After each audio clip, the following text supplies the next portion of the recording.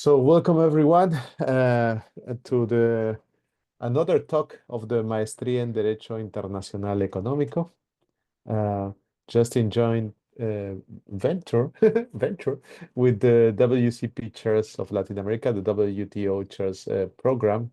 And today we have a special guest from Indonesia. Well, it's really far ago, but far away, but we're really happy to have Professor Michelle Limenta with us. So, Professor Limenta, I don't know if you can tell us a little bit about your work in this field. Okay. Yes, thank you, Victor, for introductions. Buenas tardes. Ah, Okay. So it's very pleasure and honor to be with you today, even if online. And I have to admit, my Spanish is very bad.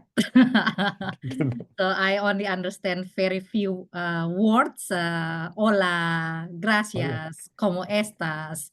Buenos días, and so very basic words. But I'm very happy to be in Peru. So my background is a bit of my background. I'm from Indonesia. I'm a director of the center, UPH Center for International Trade and Investment. I have been deal with international trade, law and policy, in particular Indonesia trade and policy for more than 15 years. I met Victor in Geneva and also in Switzerland, and happy to reconnect again. I also do, I'm teach at the university, undergraduate and postgraduate level. I'm also done consultancy. Currently, I'm helping, assisting Indonesian government for Indonesia accession to OECD, and also a couple of work related to trade and investment. So without further ado, because we have limited time, I'm very again appreciate your time and want to thank Victor and PUCP, Pontificia Universidad Católica de Peru. Sorry if I pronounce wrongly. Perfecto. Oh, perfecto. Thank you for organizing and facilitating this talk. And I'm very grateful for today's opportunity. Gracias. So if Victor kindly to share the slides. Yes, I think we can see them. Yes. Yes, I think I can see them perfectly. Great. So Just tell me next and I will move the slide. sure.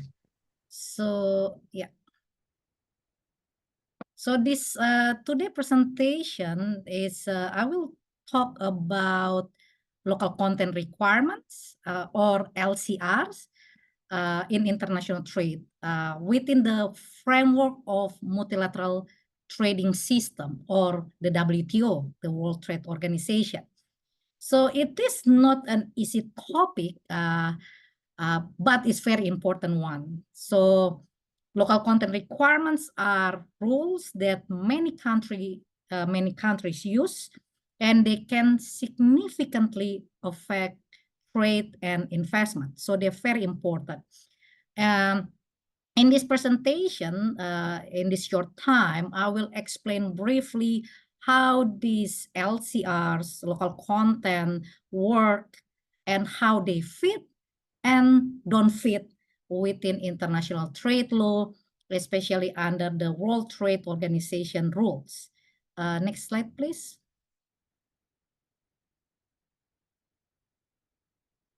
So let me begin with a very simple example. Just imagine you move to another country for work.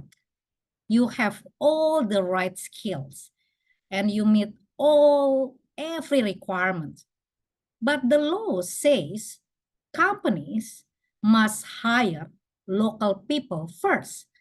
So most of most of us will see that as unfair or even as discrimination. This is example illustrate the local content requirements in the labor sectors. But similar rules also exist in other areas.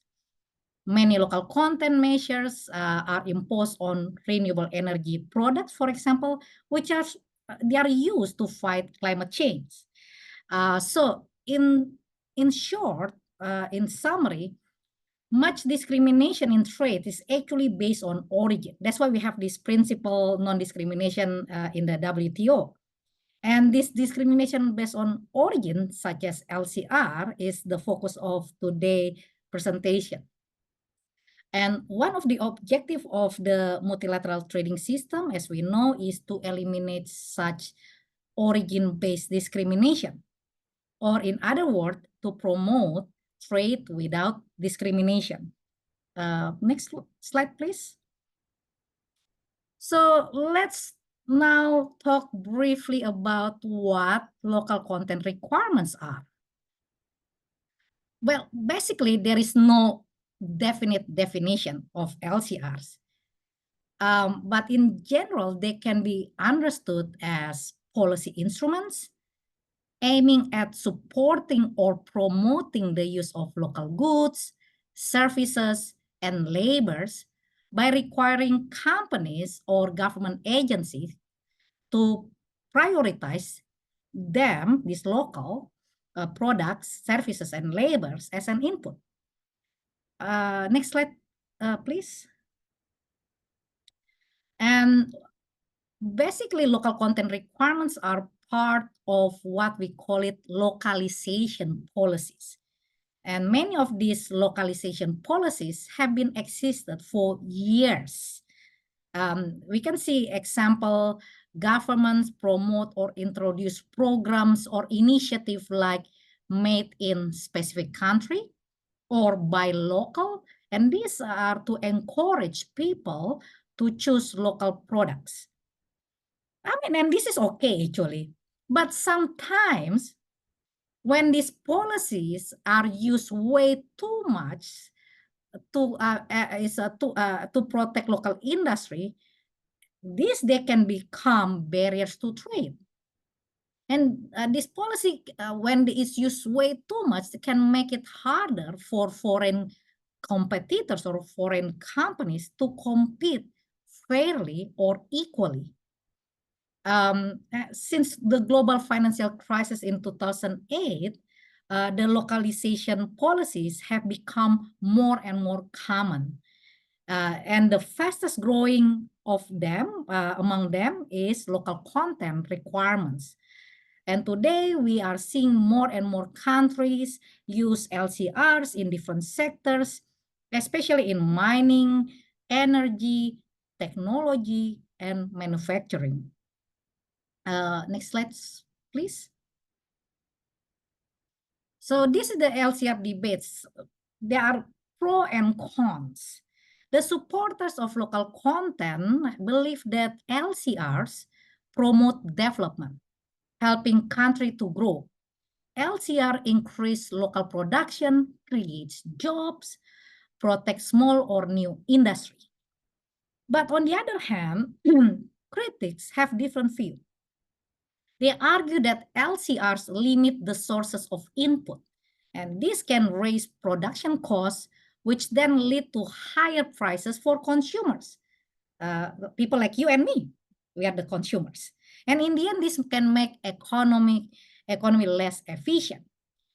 And even with this debate, this ongoing debate and concern, LCR remain popular policy. Many governments around the world continue to use them, including us, Indonesia. Next slide, please. So here I briefly, briefly look at the Indonesia local content policy. The country has a long actual history of using policy related to local content requirements. And in fact, Indonesia first dispute at the World Trade Organization dispute settlement involved LCRs in the automobile industry back in 1996, and we lost. We lost the dispute. But in 1998 there was the Asian financial crisis, so that happening in 1998, and it hit many countries in Asia badly, the economy, including Indonesia. And after this 1998, Indonesia used LCR much less. And that's the reason was because Indonesia had to carry out major economic reforms as part of an agreement with the IMF, International Monetary Fund. But then in 2009, we bring it back again, this policy, under this new name. There's a name in Bahasa Indonesia, the term tingkat komponen dalam negeri.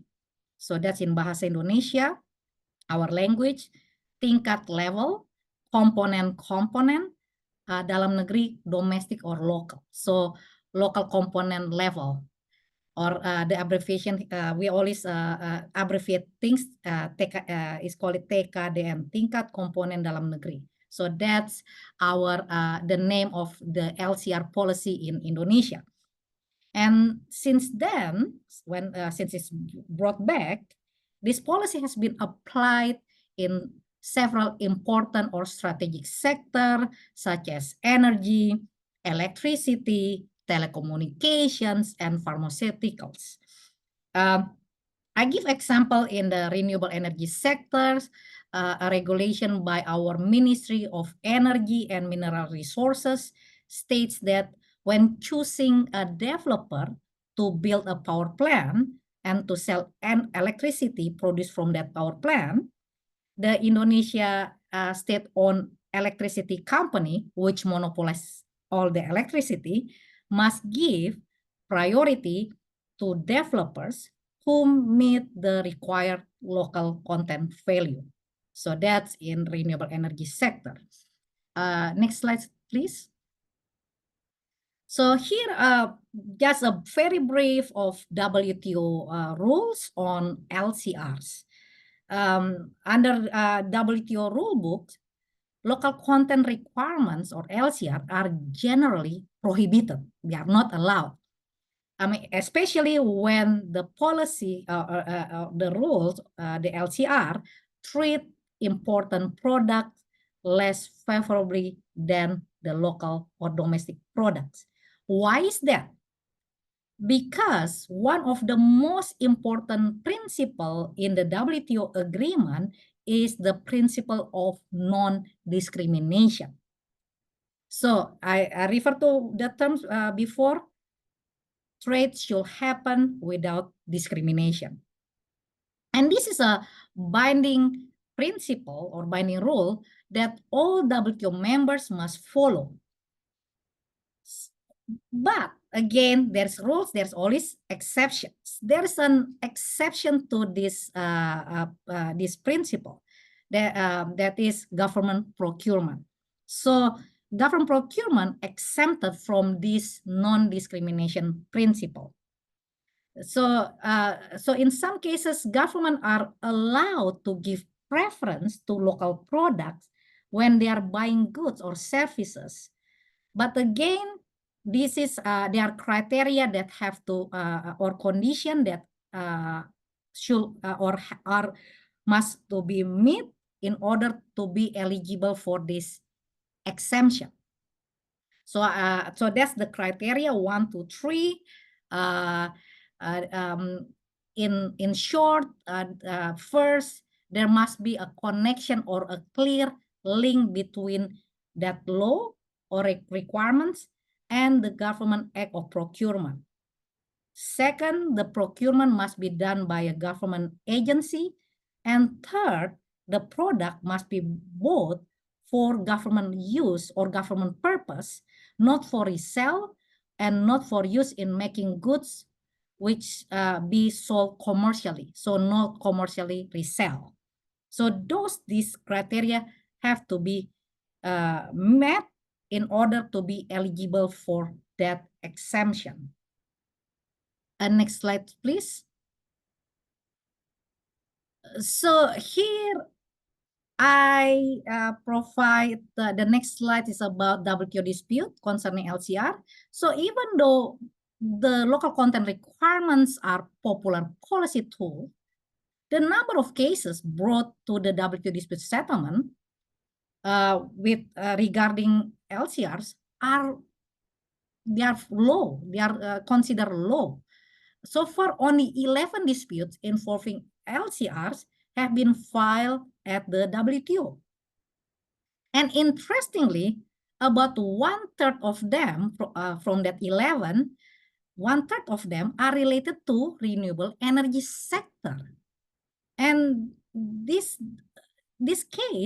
three renewable energy cases are quite similar.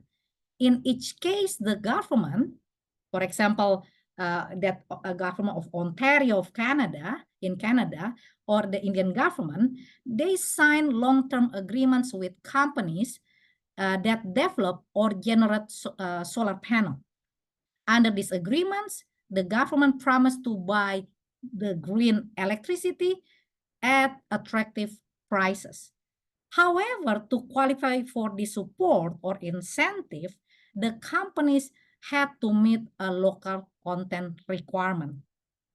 In other words, they were required to use locally made components such as solar cell or solar modules in order to be eligible for incentive or preferences. Next slide, please. But in all these cases, WTO panel found local content requirements are discriminatory and inconsistent with non-discrimination principles. So they are all, the government that use local content are found, the policy are found to be inconsistent with WTO law. And this is lead to my last slide. Next slide, please, Victor. So to conclude, the use of local content requirements is generally prohibited, and they are regulated under the multilateral trade law. So we can see here they are as is reflected in WTO rules and case decision. So any policy that gives advantage or preferences based on the use of domestic or local goods, they can go or they can be found to be inconsistent with WTO principle of non-discrimination, especially when they create or they create unfair or unequal competition for these imported products. So then they are found to be inconsistent with WTO principle of non-discrimination.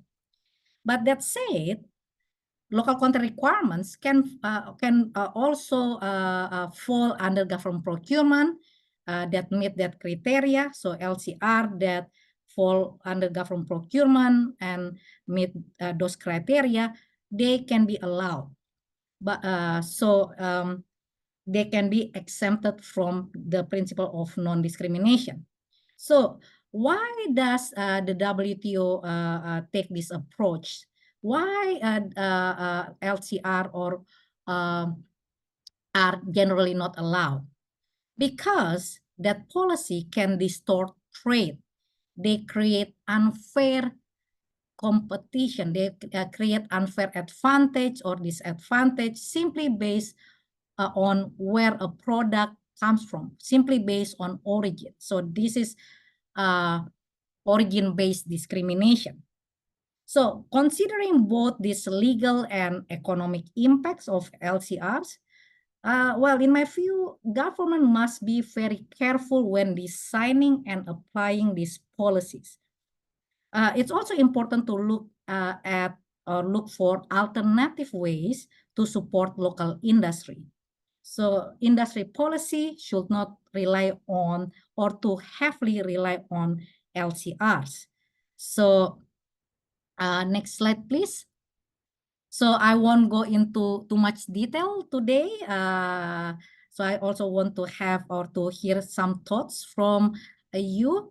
But if you're interested in local content requirements, especially how they relate to Indonesia trade and investment commitments, I encourage you to read our article. I co-authored this article with my 3 amazing colleagues, Lily Yang Ing, James Losari, and Oscar Fernando. And they are a chapter in a book titled LCR Promises and Pitfalls by Lily Yang Ing and Jean Grossman. Actually, many of chapters in this book they provide economic analysis of local content requirements. My part is most related to policy analysis and legal analysis. And the good thing of this book, it is open access or open access materials. So you can download and read for free. So yeah, this is the end of my presentation. I'm very interested also in learning about Peru own experience with local content requirements and hear your thoughts about this presentation. Gracias. I thank you for your time.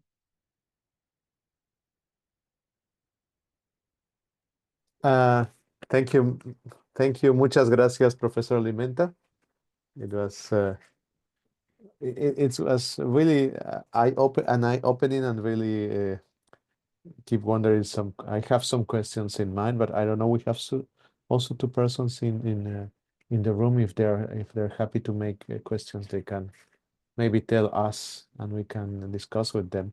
My first question, I was very interested. Do you think there is a connection between environment and local content requirements? It was really eye-catching that the 3 cases at WTO were relating to procurement on sustainable goods or renewable energies. Yeah, because this is a renewable energy, especially produce this renewable energy product. They are new industries. Yeah. So I think the countries, they want to develop this industry producing renewable energy. So this is one of the incentive also beside the environmental concern and want to have more green energy to build their domestics and also to make it yeah, so there's a lot of incentive for this new industry to and to grow. So one of these is with this local content requirements. So I think that's why many of local content requirements they are well, that's very interesting. The case mostly brought into the WTO about in renewable energy sectors. I think this is the sectors where countries competing. But LCRs it's in many strategic sectors. For Indonesia, we literally in not only energy but automotive, telecommunications, even retail. Yeah, in modern retail we have this local content. Well, so just talking about that, about the talk in Indonesia, there is an average of how much is the impact, how many % of the impact of these local requirements have a protective impact in the economy of Indonesian companies, or Well, I mean, I'm not really look at the economic impact. My research mostly on the rules, whether it's inconsistent with international rules. But that's why I encourage to look at my colleagues' research. I share the book. They analyze the economic or they provide economic assessment, and with all this economic formula. Sometimes I think just economic can read that formula, not lawyers. Yeah. But like in general, they told me that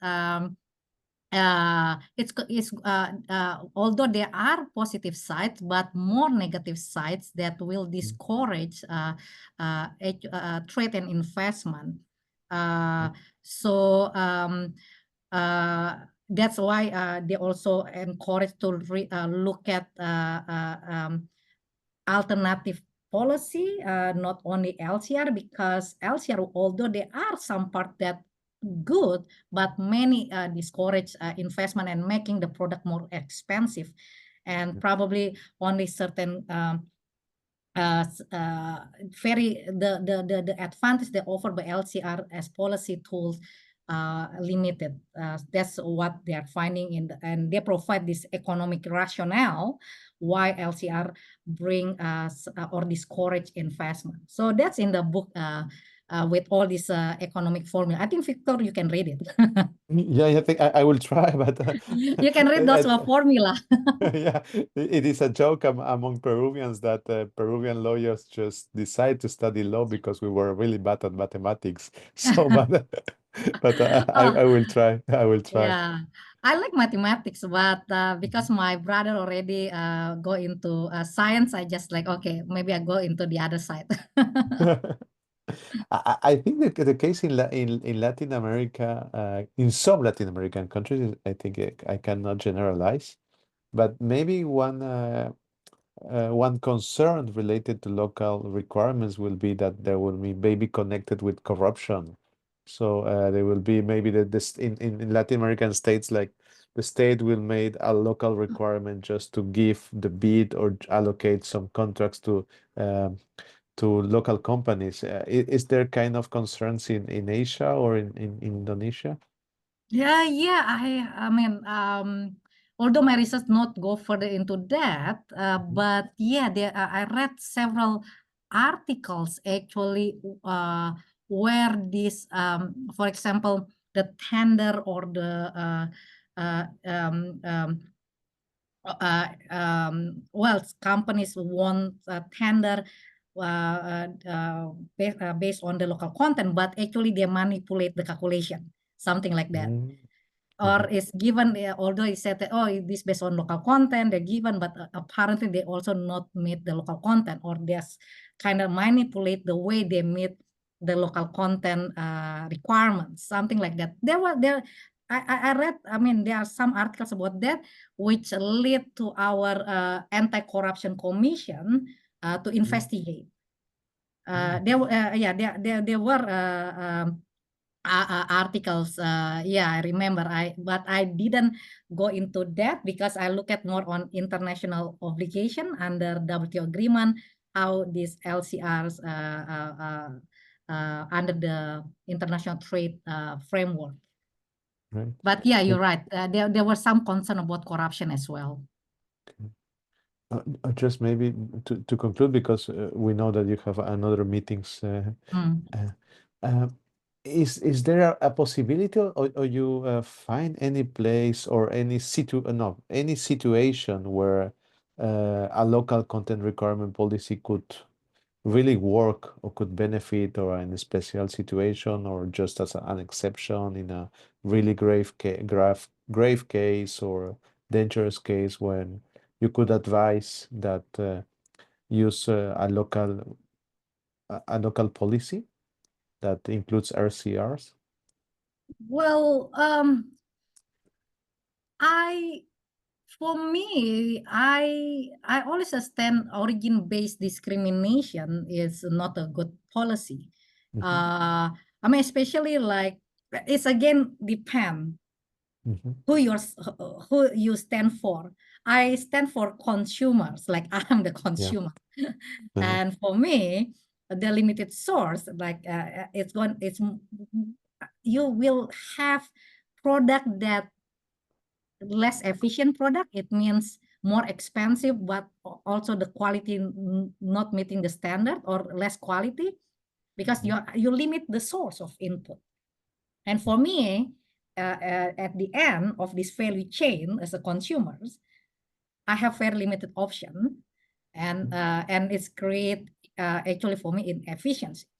So, but if you are like the one that will benefit from this local content, you might find this is actually a good policy.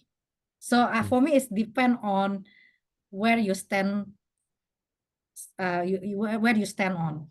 But in general, you also have to look at whether this is going to contribute for the economy in general, or this is just contribute to specific groups or specific interests or very limited interests. But in economy in general, and there is always a reason why local content are not or prohibited under the WTO rules. Because like, well, you can treat products differently, but it doesn't create discrimination. But if you like already provide advantage preferences only based on origin, you will create actually unfair discrimination. So there's always why the rule said that that's not a good policy. Why under WTO it said that that's not that's discrimination. That's why prohibited under the TRIPS agreement, the GATT. But again, because WTO not strict rules, not written in the stone, there are flexibilities when you can use this. When so there are criteria when you can use this. So it's like that. So for me, it's like where you stand for, like where you stand on your consumers, or you look at economy in general. LCR not the best policy, but for specific interests, maybe it's also a good policy, something like that. Thank you very much. It was wonderful, and it's as I was saying, it's really a research opening, an eye opening, because I think in Peru we have not worked too much on LCRs, on local requirements. So thank you very much for your thought, and I hope that in the future we can collaborate and answer part of your question on how it's doing here in Peru and try to make more research I would so love can to share hear with that. you. I would love Yes. to hear and to learn how the LCR applied, or maybe not applied in Peru. I don't know. Yes, it's something that we have to develop more and to research more, and we're gonna answer your question as soon as possible and send you some research so we can benefit all together. All right. Thank you so much, Victor. It's I look forward to all any collaboration, and I see you soon. Thank you to you, Professor Thank you. Limenta. Thank you to all the ones that will see the video and have Thank shared with you. us. Thank you to the public. Bye Goodbye. bye.